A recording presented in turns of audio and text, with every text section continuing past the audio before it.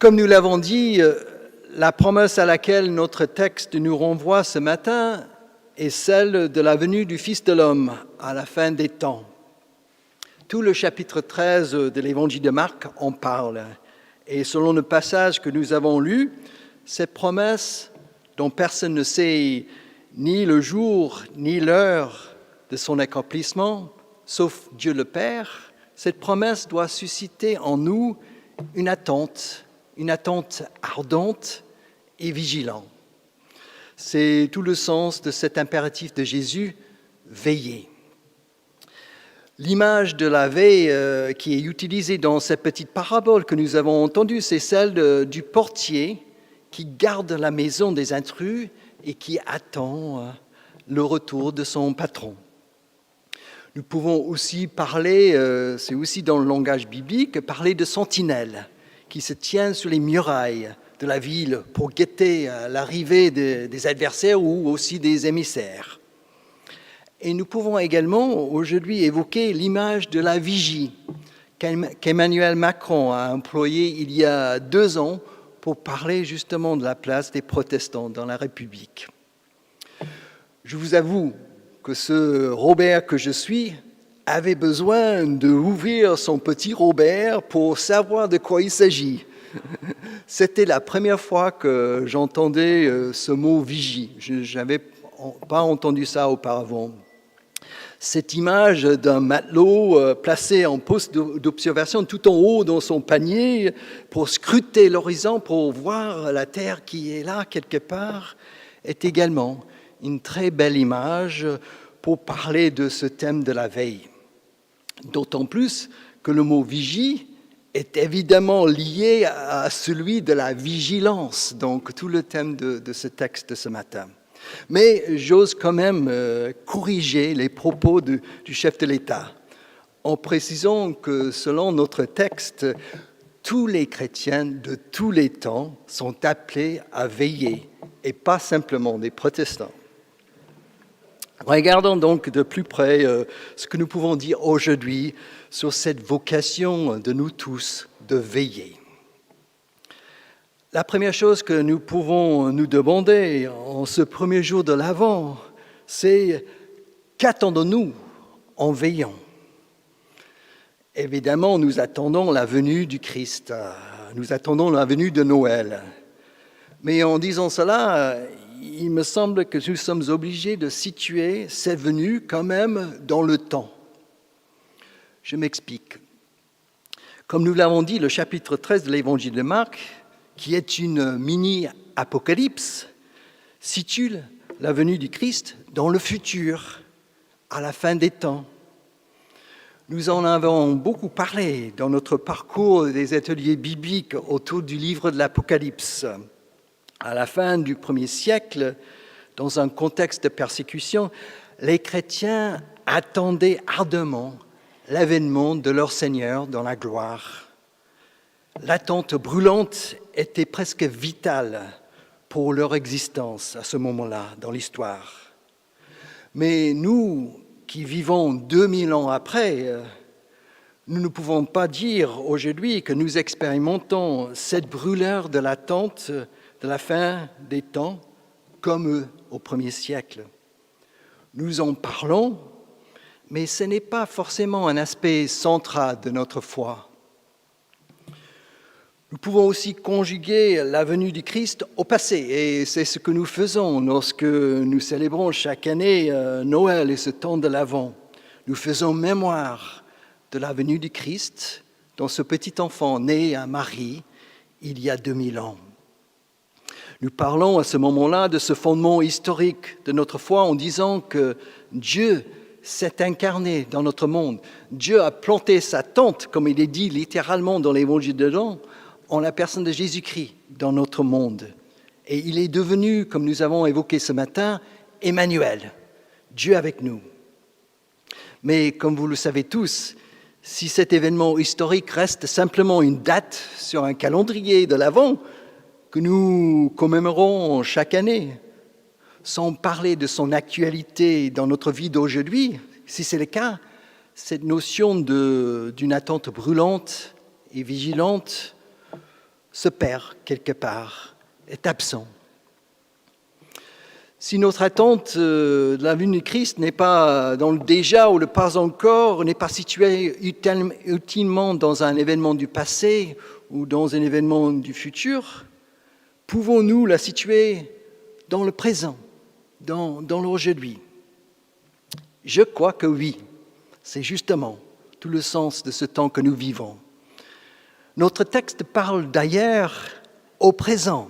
Ce n'est pas évident parce que les traductions ne rendent pas compte de ça, mais il nous dit à 2 reprises donc, que nous ne savons pas quand le moment est et pas sera. En grec, c'est « est », c'est au présent. Et puis dans un deuxième temps, il est dit que nous ne savons pas quand le maître de la maison viendra, mais c'est vraiment « vient » au présent. Donc les verbes dans le texte en grec sont au présent. Nous avons parlé de ça jeudi soir dans notre temps de partage. La brûlure de cette attente de la venue du Christ et la vigilance qui en découle, qui est demandée, est donc pour l'aujourd'hui de notre vie. En ce temps de l'Avent, ce temps nous est donné pour cultiver justement cette attente vigilante. Je vous donne quelques exemples. Dans les situations compliquées de notre vie, nous les vivons tous, nous voulons apprendre à attendre le Christ pour qu'il vienne nous aider à débloquer la situation, trouver une solution, changer le cœur de quelqu'un, tracer une route au milieu des choses que nous ne voyons pas. Dans nos temps de doute ou de souffrance intérieure ou de solitude, nous voulons apprendre à attendre le Christ pour qu'il vienne nous donner l'assurance et le courage pour refuser justement la peur et choisir la confiance, choisir la vie. Les premiers chrétiens avaient toujours sur leurs lèvres une très courte prière en araméen que nous pouvons apprendre à dire nous-mêmes dans tous les moments de notre vie pour entretenir cette attente du Christ. C'est la prière plus courte de la Bible, c'est Maranatha, donc c'est en araméen, et ça veut dire en français « Viens Seigneur Jésus ». Viens Seigneur Jésus. C'est la plus courte prière de la Bible, c'est la plus simple prière que nous pouvons prier, mais c'est une prière très puissante pour associer la venue du Christ à tous les moments de notre existence. Il s'agit donc là de cultiver ce que nous pouvons appeler une vigilance existentielle au quotidien. Voilà donc peut-être une première piste, cette prière, Maranatha, viens Seigneur Jésus. Passons maintenant peut-être à une deuxième question qu'on peut se poser à partir de ce texte. Sur quoi veillons-nous concrètement ? Nous trouvons quelques éléments de réponse à cette question dans l'étymologie du mot « maison » utilisé dans la petite parabole que Jésus raconte. Le mot en grec, c'est le mot « oikos ». Il nous dit que dans le texte, dans cette parabole, que le maître, en partant en voyage, laisse la maison à ses serviteurs, laisse oikos à ses serviteurs. Quelle est cette maison ? Quel est cet oikos qui est laissé aux serviteurs, qui nous est laissé, qui nous est confié dans ce temps d'attente? Je vous livre 3 réponses possibles, donc il y en a d'autres qu'on peut évoquer. Cette maison qui nous est confiée peut être d'abord la création de Dieu dans laquelle nous vivons tous. Oui, dans le livre de la Genèse, les premiers chapitres, ce mandat universel de cultiver et de garder la création de Dieu, cette maison unique dans laquelle nous habitons tous sur cette terre, ce mandat-là est appelé à être un sujet de notre vigilance constante. Le mot écologie, d'ailleurs, vient justement de notre mot oikos, de ce mot qui veut dire maison. Donc le mot écologie vient de oikos, maison, et logos, parole. Donc, littéralement, parole sur la maison étant la terre habitée par tous les êtres humains. Nous pouvons donc parler très sérieusement d'une vigilance écologique à partir de ce texte. Ça, c'est une première piste. Deuxième, Cette maison peut être ensuite la société actuelle dans laquelle nous cherchons tous le bien commun. C'est la vigilance qu'Emmanuel Macron a évoquée lorsqu'il parlait de vigie donc, dans ses propos. Quand nous voyons dans notre société certaines des plus petits parmi nos frères et nos sœurs, un rappel de notre texte de dimanche dernier, ces plus petits qui sont exclus, malmenés ou bafoués dans leurs droits, quand nous les voyons, nous sommes obligés de dire ou de faire quelque chose. La prédication de Nadine, qui est présente là au temple aujourd'hui, le dimanche dernier, nous a parlé de cette responsabilité que nous avons vis-à-vis de ces plus petits parmi nos frères. Et nous pouvons, à partir de ce texte, donc parler peut-être d'une vigilance politique, dans le sens le plus noble du mot politique, c'est-à-dire cette organisation de la vie dans la cité pour le bien commun. Et pour faire le lien avec le mot oikos, nous pouvons également parler de vigilance économique. Encore un mot qui vient de ce mot oikos. Économie, oikos et nomos. Nomos, c'est loi ou les biens, donc gérer les biens de la maison, donc économie. Donc une vigilance économique politique peut-être. Deuxième piste. Et puis enfin, cette maison peut être également l'Église. L'Église qui est cette présence du corps du Christ dans le monde sur lequel nous sommes tous appelés à veiller, à en prendre soin, à faire vivre aussi en attendant justement la venue du Christ.